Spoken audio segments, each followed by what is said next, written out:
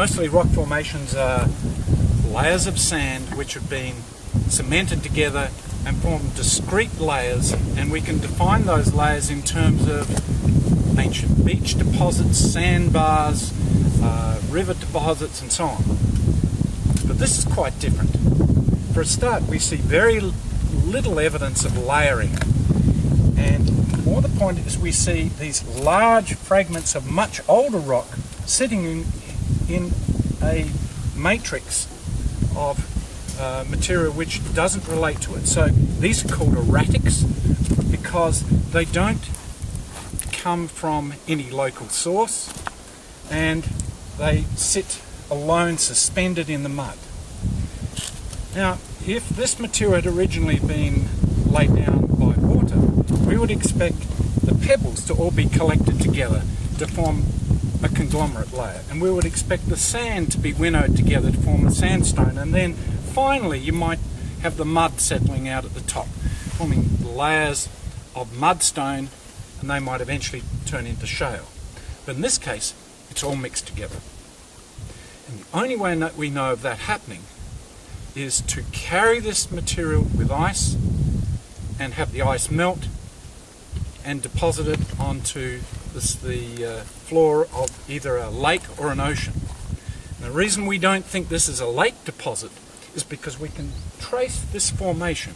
It's called the Elatina formation. We can trace it for many hundreds of kilometers, and it varies greatly. In some places it's a pudding stone like this, in other places it's a set of rhythmites.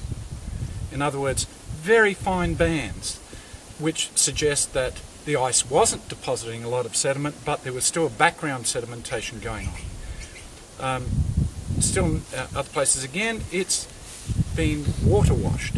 It's clearly a mixture of all different kinds of pebbles and sand, but it's had the mud washed out of it, so there was a water influence. All of this is possible if we consider what might be happening, say, on the edge of Antarctica today. So giant ice sheets are being pulled off the continent, and as they do, they grind the rock underneath, and the rock fragments get embedded in the ice.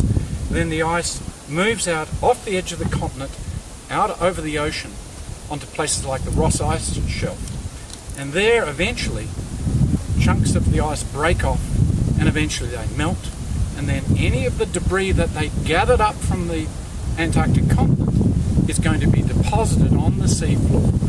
And if we were to dive down beneath these ice shelves today, we would probably see a soft version of this sediment.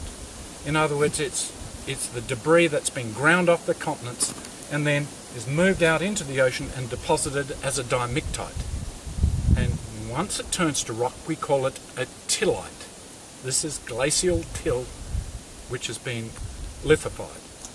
So this is really a very important formation because we believe that you can actually see it on almost every continent, and it represents one of the greatest ice ages that the Earth has ever seen, and it has given its name to the geological period and that is used to represent this time. It's called the Cryogenian period, and the Cryogenian is so named because it was a series of ice ages, and this was the last of those ice ages.